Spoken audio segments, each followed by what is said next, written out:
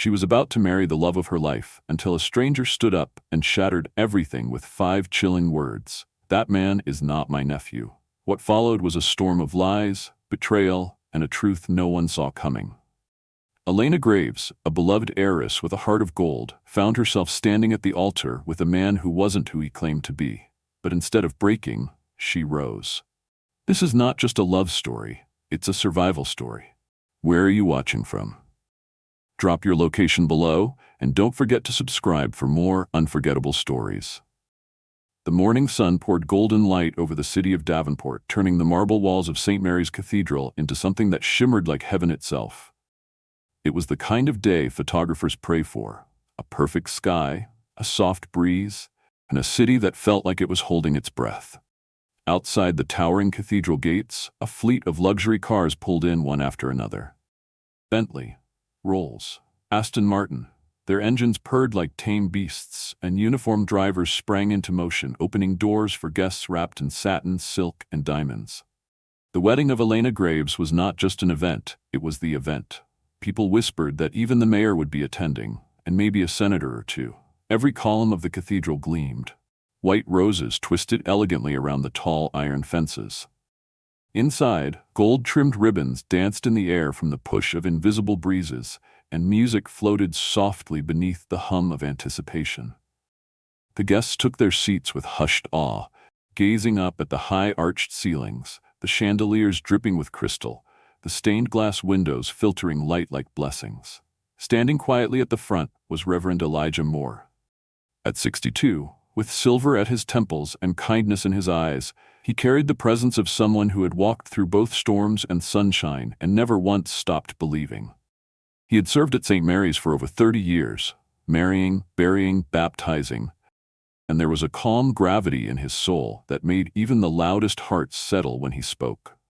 Today, he wore his finest robe, white with intricate gold embroidery, and in his hands he held a well-worn Bible, pages marked with faded ink and prayers too deep for words. Reverend Elijah let his gaze wander over the crowd. He recognized many: politicians, CEOs, famous athletes, television hosts, but a few faces stood out. Men and women who didn't quite belong, their eyes darting too quickly, too sharply. He made a note of it, but said nothing. Today was a day of celebration after all, and at the center of that celebration was Elena. She was radiant even before she stepped foot inside the cathedral. 27, graceful, thoughtful, a woman who had grown up surrounded by privilege but never let it shape her into stone. She was known for speaking to the waitstaff like they were old friends and donating anonymously to causes that never made the news. The tabloids called her the people's heiress, and while Elena hated the name, it wasn't entirely wrong. She was beloved for her warmth, not just her wealth. Today, she was marrying her childhood friend, Miles Carter, or so the story went. He stood at the altar now, tall, dressed in a custom white tuxedo, flashing a confident smile that sparkled almost too perfectly. His posture was relaxed, his eyes scanning the cathedral casually. But Reverend Elijah noticed the little things: the way Miles shifted his weight from foot to foot, the way he kept adjusting his cufflinks even though they were already straight, the way he glanced again and again at the doors as if bracing for something to go wrong. Elijah had seen nervous grooms before. He'd seen men tremble with joy, laugh through tears, fidget because their hearts were full. But Miles, his energy was tight, controlled. It didn't feel like nerves, it felt like tension, as if he were rehearsing something behind the curtain of his smile. The Reverend closed his eyes briefly and whispered a silent prayer. "Lord, if there is something hidden in this joy, bring it to the light." A hush fell over the pews as the music changed. Soft, slow piano notes spilled into the air, and every head turned. At the far end of the aisle, Elena appeared. Her gown sparkled under the sunlight like it had been stitched with stars. Her veil was long, floating behind her like a dream.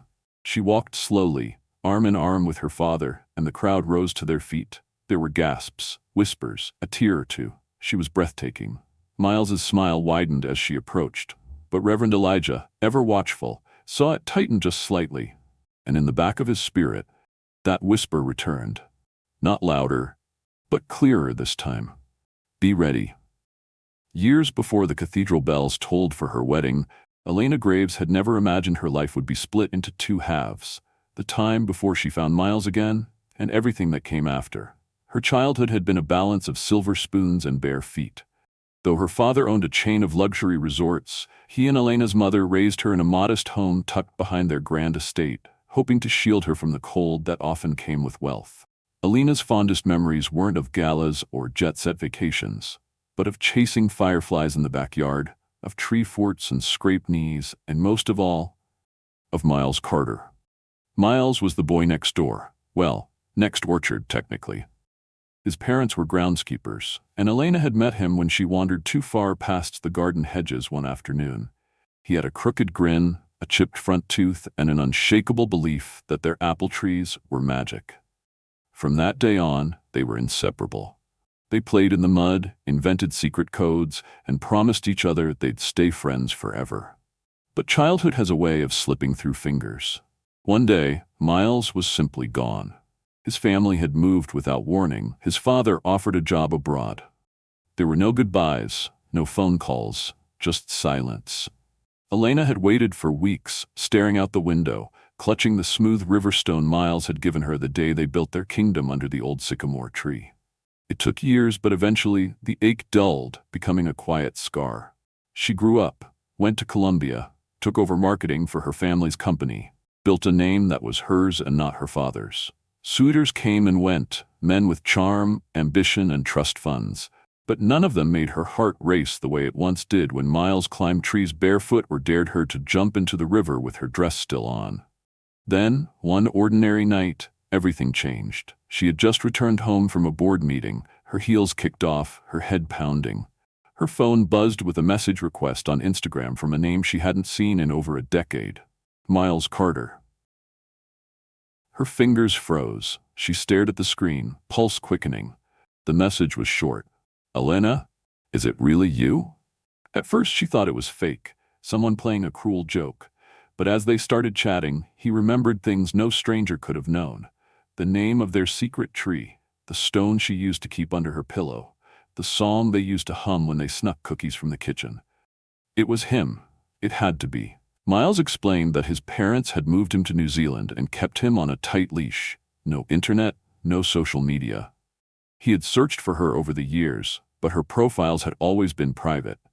Then, just weeks ago, a mutual friend had posted an old picture from their childhood. He saw her. He reached out.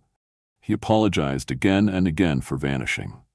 Elena, ever soft-hearted, told him it wasn't his fault, and when he asked to see her, she didn't hesitate. They met at a little cafe by the river.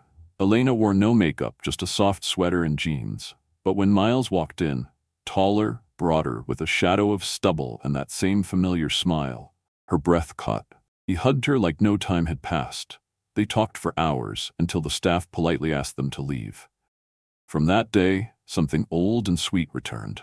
They shared stories, rediscovered jokes only they understood, walked under the stars like they used to. And before she could even catch her breath, he knelt in the middle of a garden lit with fairy lights and asked her to marry him. She said yes through tears.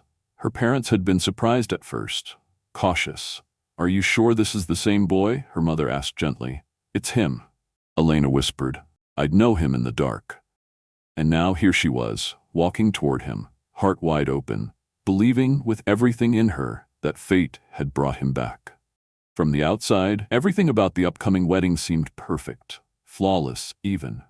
The invitations had been printed on imported ivory cardstock, sealed with golden wax.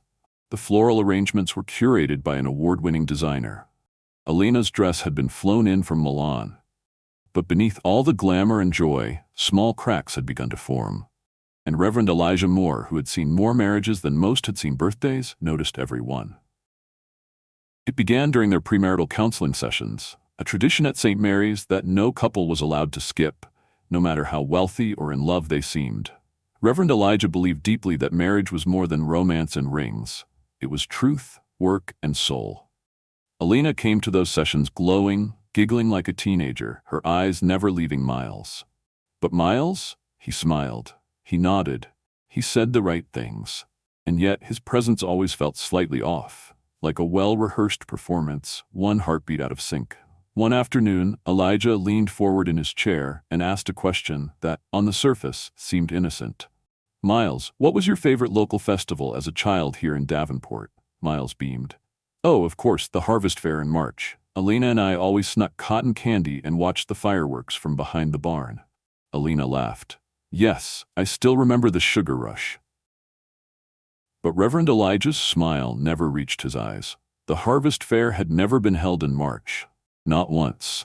In Davenport, it was an autumn celebration, late September. It was a small detail, one that could have been a simple mistake, but to Elijah it was like a stone skipping across a still lake. Ripples of doubt began to spread.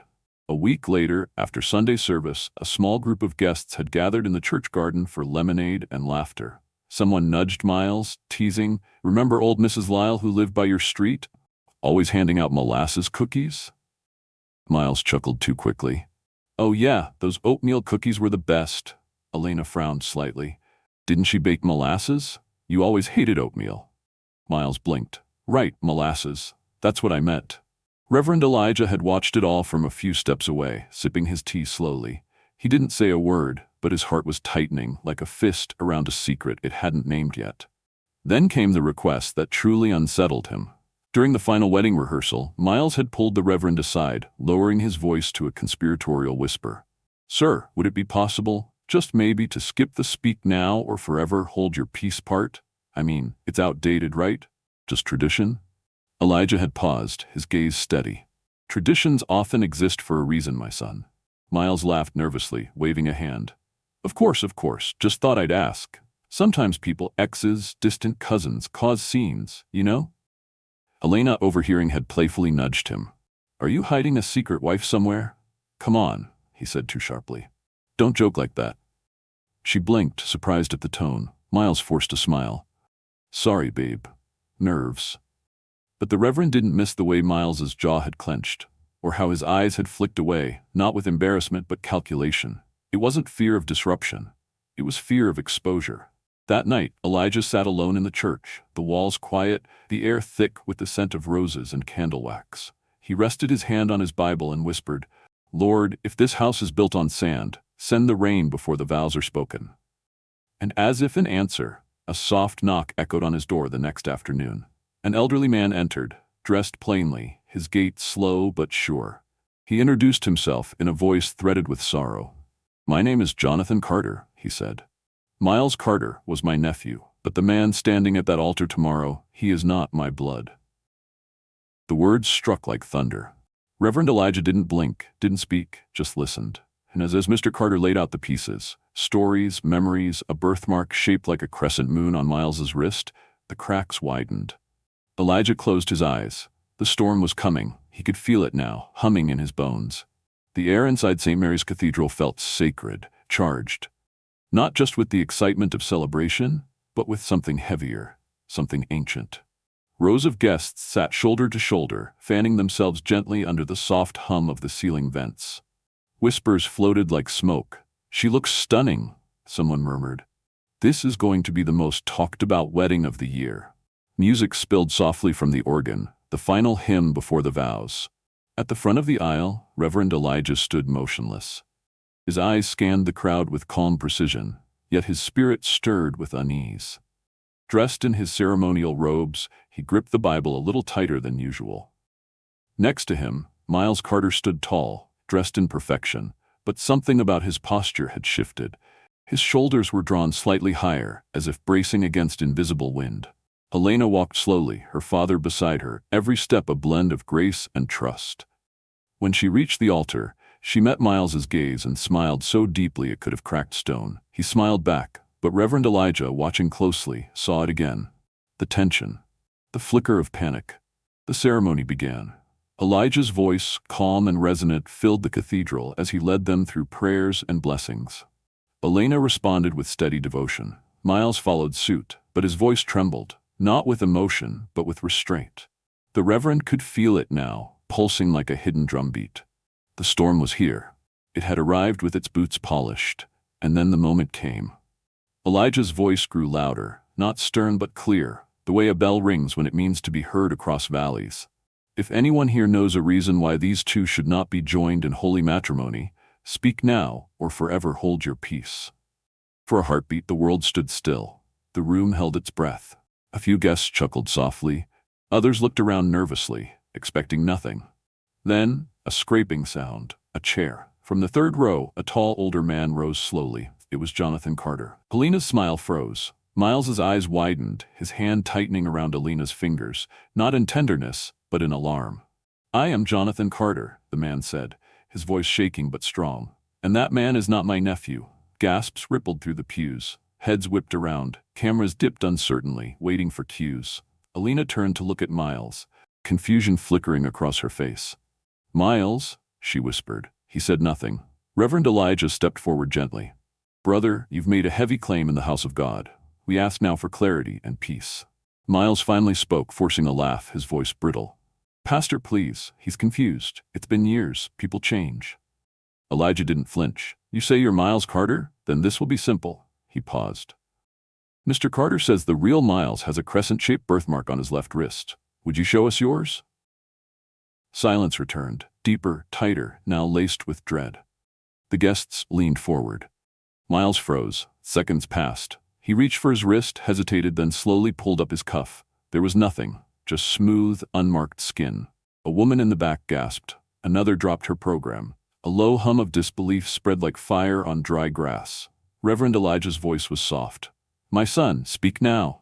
Not for this crowd, not for shame, but for the truth." Miles stood stiff, his mask cracking, and then, as if the weight had become too much, his shoulders sagged. "I'm not Miles," he said quietly. Gasps erupted. Elena's face went pale. Her father rose to his feet, but Elijah lifted his hand calmly, calling for stillness. "My real name is Jordan Wachukwu," the man confessed, each word heavier than the last. "Miles was my roommate, my friend. He died in an accident 2 years ago." His voice wavered. He talked about Elena all the time, how he wanted to find her, make things right. "After he died, I didn't know who I was anymore. I saw his messages, his photos. I became him." Elena stood frozen, lips parted, eyes full of tears that refused to fall. Her hands trembled, and Jordan, no longer Miles, looked down, ashamed. "I just wanted a chance," he whispered, "a life, a future." But all around them, the dream had shattered, and in its place, the truth stood raw, bare, and undeniable. For a moment, no one moved. The silence inside St. Mary's Cathedral was so deep it felt almost sacred, like time itself had stopped to listen. Elena stood trembling at the altar, her veil pushed back, her face pale with disbelief. Her eyes were fixed on the man beside her, on Jordan, not Miles, trying to reconcile the tender moments they'd shared with the revelation unraveling before her. Around her, whispers surged through the pews like wind through tall grass. A woman clutched her pearls. A man shook his head, muttering, "Dear God." Jordan stood alone now, no longer the charming groom, but a man exposed.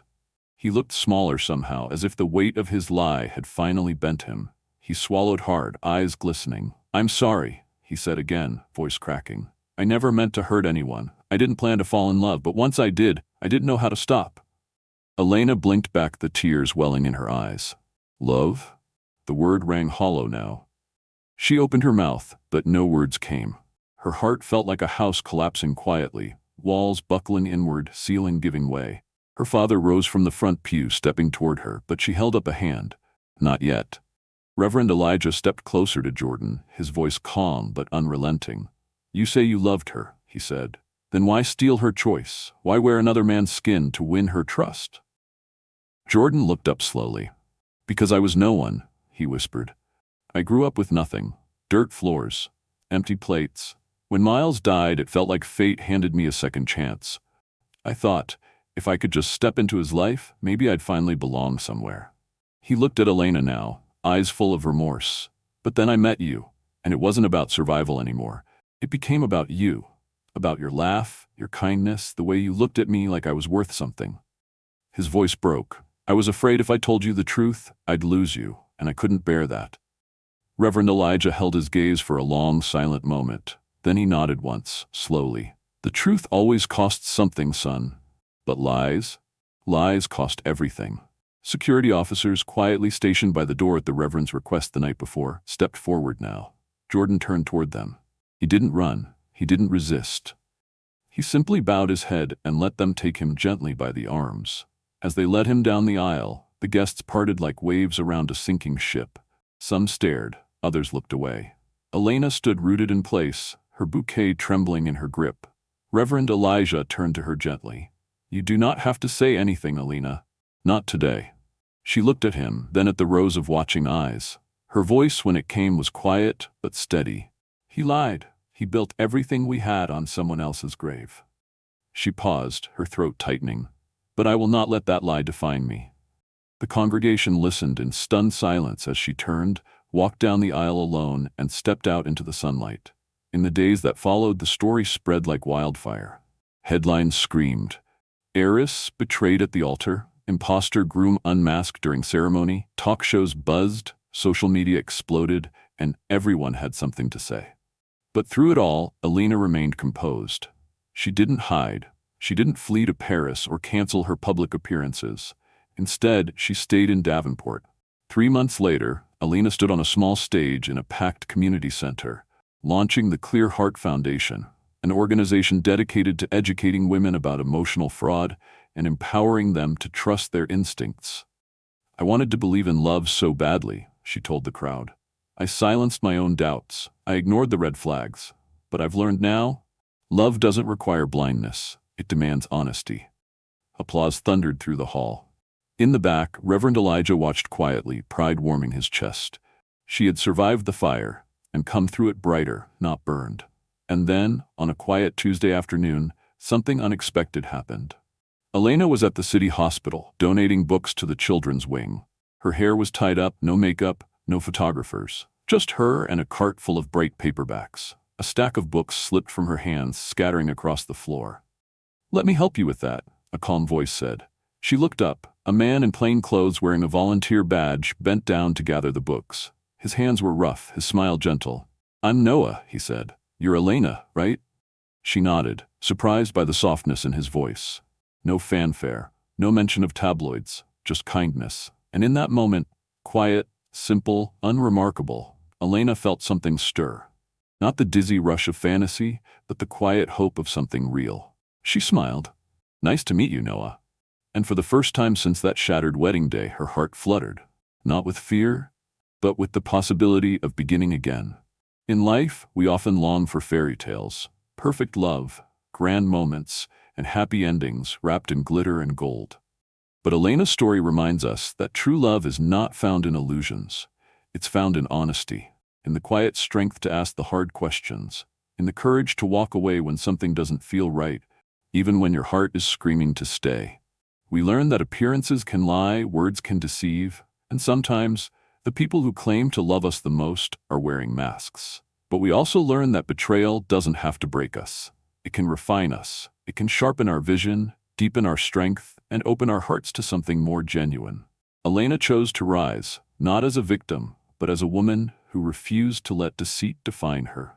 She turned heartbreak into purpose. And when love came again, it didn't arrive with fanfare or flowers. It came quietly through kindness, patience, and truth. So let this story be a reminder. Your heart is precious. Protect it, not with walls, but with wisdom. Trust your intuition. And when something feels off, don't be afraid to pause, to ask, to seek the truth. Because love that is real will never require you to doubt yourself to keep it. Where are you watching this story from? Let us know in the comments. We love hearing from our listeners around the world. And don't forget to subscribe to our channel for more powerful stories that speak to the heart.